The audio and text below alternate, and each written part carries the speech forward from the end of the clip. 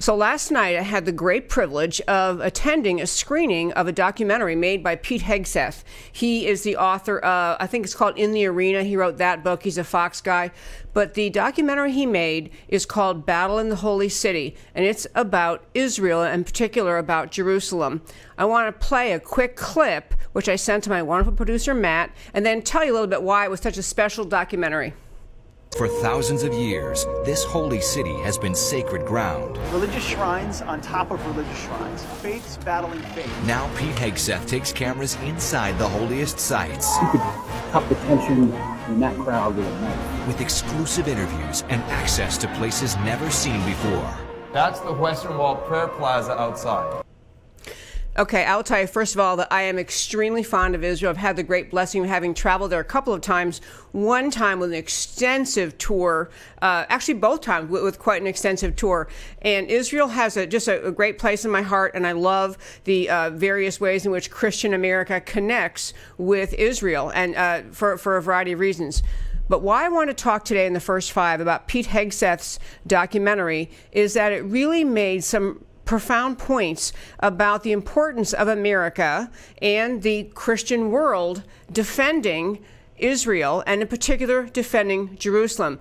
Pete Hegseth went over there. As you know, he's obviously a Fox person, got a lot of access. He includes in his documentary an interview with the Benjamin Netanyahu. He also interviewed numerous archaeologists who are in the middle of doing these digs all over Israel. And we noticed that both times that we were there. My husband actually has a business partner who's in Israel, so he travels there a lot, has been there many times, and has just a lot of familiarity with Israel. But every place you go, you notice there are archaeological digs going on in Israel. So he had archaeologists in the video. He also had conversations with, one was kind of a secular Palestinian guy who was more or less just kind of commenting about the secular nature of some of the battles there. But probably the most telling and insightful things that came out of this documentary last night were the interviews he had, which are kind of spaced throughout this documentary. Interviews he had with two Muslim leaders in Jerusalem. One was whatever the highest level person, and I couldn't take notes. There was no handout, so I'm just from memory speaking of these people. But one gentleman and one Muslim there in the film was a very high level imam or something in Jerusalem, and the other one was also a very prominent leader in the Muslim community in Jerusalem. Some of the things that he got them to say, just asking questions, going back and forth, they really were eye-opening about the importance of both preserving Israel, second, about the importance of what Donald Trump did when he agreed to finally, after numerous presidents promised to and didn't, moved the American embassy to Jerusalem at the request of the country of Israel, because that's the capital Israel claims, Jerusalem. But I want to just share some of the things that came out in this documentary. You'll be able to see it, by the way. It's going to be on Fox Nation, which you can subscribe to. I think it's free. You can go to Fox Nation, and I'm not getting paid to say this. I have no affiliation with them. But at Fox Nation, you can go get maybe a 30-day or 2-week free trial, something like that, and you'll be able to see it there. But a few of the things that were just really eye-opening about the battle really America faces and the Judeo-Christian world faces dealing with the aggression of Islam. One was, among the most holy sites in all of Jerusalem, everyone knows the Wailing Wall, and that's where many Jews go every day to pray. It's where virtually every tourist who ever goes to Israel goes to the Wailing Wall. The Wailing Wall is actually a portion of the wall that was originally around. Just a portion's currently viewable on the surface, on the ground. But the Wailing Wall is the closest that the Jewish people of Israel can get to the holiest site in Israel, in all of Judaism, which is beneath the Temple Mount, beneath the Islamic mosque, on top of this, on top of what the Jews refer to as the Holy of Holies. It is the most sacred, sacred building, I don't know if it's called a synagogue, but sacred place for all of Judaism, Holy of the Holies. And it is a temple built thousands of years ago, and all the endless, and the documentary goes through all the history, the ancient history, and who came in and how 3,000 plus years ago the Jewish people people were in what we now call Israel. The excavation over and over and over of artifacts showing that. But over the course of the millennia, really centuries and thousands of years, many invading armies come in. These people overthrow, goes on and on and on. But when the Islamic conquest happened, they built the Dome of the Rock over the Holy of the Holies temple, and so the Jews cannot get. There's no physical access for them to get to their most holy site of all of where they'd like to go, the Holy of the Holies temple. So one thing that Hegseth brought out in this documentary is that in the last 10 years or so, there's started to be a myth perpetrated by the anti-Semites, perpetrated by the people who want to give Islam the control over all of Israel, which is what they want. Islam wants to control over not just all Jerusalem, but all of Israel. They want to claim it's their land. The Jews have no claim to it, according to the Muslims, no right to be there, blah, blah. So one thing that has started among, the elitists, the propagandists, among the anti-Semites in the Muslim world is to claim that this holy of holy temples beneath the Temple Mount does not exist. That it's just a myth. It's just propaganda put out by the Zionists or the evil Israelis. They actually try to claim that this temple, which has been known to exist for thousands of years, does not exist. So Hegseth is interviewing this one guy who is I don't know the title of these two men, these two Muslim men. He was able to have very extensive interviews. Leaders in the Muslim world in Israel, and asking them about this. And one guy, he said, well, what about this argument that the temple, the Holy of the Holies temple doesn't exist, that it's not really there underneath the Dome of the Rock, and that, the Jews, there's nothing there that really is sacred to the Jewish faith.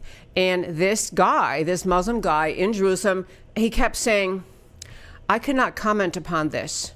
This is a complicated question. I cannot comment upon this. Just wouldn't answer. But after the documentary played last night, and then there was a group on stage, Pete Hegseth and two other gentlemen speaking on stage, Hegseth told the story that after the cameras were turned off, after the recording was turned off, they're just standing there talking to this Muslim leader who had just said, I cannot comment, said, of course everyone knows the Holy of Holy Temples is there. Everyone knows that. Of course everyone knows that. But the propaganda level of the Islamic leaders in Jerusalem, they won't even agree that this exists. And so you have to understand, if you're Jewish and Israel is your homeland and it's been your people's land since, over 3,000 years ago, the idea that you are blocked, the access for you, the Jewish people, to the Holy of Holy Temples is blocked by the decision by the Islamic conquerors to put the Dome of the Rock over mosque over the Holy of Holy Temples. This is not it's not something many people would take well, that would agree to it. And by the way, the Muslim faith claims that this very same location where the Holy of Holies is, and actually for the Jewish faith, it is where they say that Abraham brought his son Isaac when, if you know the Bible story, he was willing to sacrifice his own son as if he thought that was God's command for him. He didn't do it, but he was willing to do it if that's what God wanted. That's in the Jewish faith, and the Christian faith teaches that too, of course. But the Muslim faith claims that this Dome of the Rock is where Muhammad, I think it is, ascended. I think it's where Muhammad, the angels took him up or something like that. So very holy to them too. Point is, Muslims have access, Jews do not. And the Muslims are perpetrating the lie among the ignorant in the world that there really is no such thing as the Holy of Holies temple underneath it. The Islamic aggression that is present throughout the Muslim world in Israel is really palpable. So there is access to this area near the dome, near the Muslim mosque, the Dome of the Rock area. I mean, people who are Muslim can get up there anytime. They go up there, they pray, they do whatever they want. Small groups can sometimes go up And tourist groups, I have not been able to do that in my 2 trips to Israel, and neither has my husband, but other people I know have. So in a limited way, non-Jews are able to get some access to get up and be up on the surrounding area around the Dome of the Rock Mosque. And Pete Hegseth, along with a small group, was permitted to do that. So they had to have security guards all around them, security guards protecting them, because they were going up to this area around the Dome of the Rock where many Muslim citizens of Israel, or even if they're not citizens, just people, are able to go up to the Dome of the Rock. And the way Pete Hegseth was treated, I can't remember if it was in the segment or not that I played for you. I just gave a little clip, but there is aggression. I mean, the people just who are up there at the Dome of the Rock, when they see people coming through who are not Jewish, who are not Muslim, who are Jewish or just obviously not Muslim, very aggressive. Hegseth's group got berated by 2 different groups while they're up there, yelling at them and yelling Allahu Akbar at them. I mean, this is how they conduct themselves around and outside of the allegedly very important Islamic mosque at the top of the above the Holy of the Holies Jewish temple. So yelling, just very abrasive. Not abrasive isn't the right word. Accusatory, violent, very, very dark and ugly. And so Hegseth described that. 2 other quick things, and then I'll wrap up, which is getting longer than my first 5. But one other thing was that the Israelis are endlessly excavating, and they are extremely careful to preserve anytime they find something. In fact, when we were there one time, they were just doing some, our guide was telling us a story about they were doing something like building a parking lot or expanding a parking lot, and they came across something obvious in their digging that had historic significance, and they stop the construction and they bring the archaeologists in, and so they're digging. Well, one thing they've been digging up is the ancient city of David.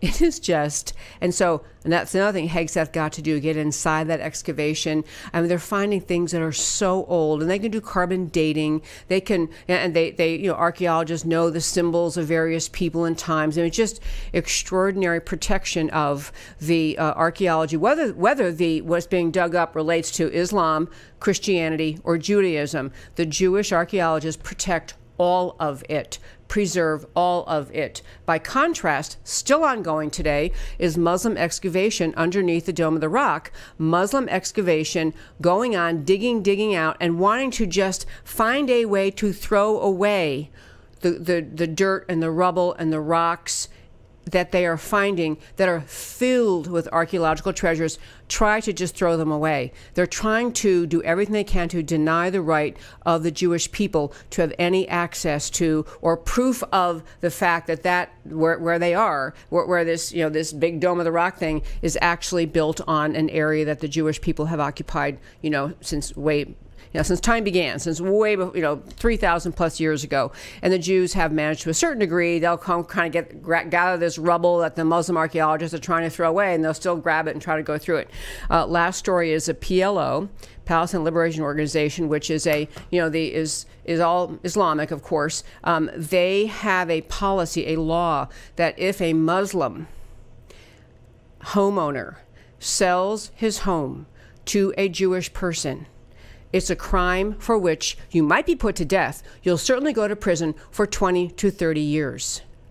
So, when you listen to the way the Jews in Israel tried to treat the Palestinians, Jewish people, to be really clear, in Israel, the country of Israel has a Knesset, a Congress. They have Jews in the Congress, of course, and the majority in their Knesset. They have Christians and they have Muslims. Muslims have the right to vote in Israel. Israel's a country very much like Western civilization, America, where they accord rights to everyone, and they are surrounded by and living and having in their midst an element, the Islamic element within Israel that is just completely intolerant of the idea that Israel even has its own state, that Israel exists, that Jewish people are allowed to be there. These comments he got, Hegseth got these 2 people to make, whom he interviewed, the 2 different Muslim leaders within Israel, were truly eye-opening. And so it was a very extraordinary, special evening, way past my first 5, but that's my first 5 for today.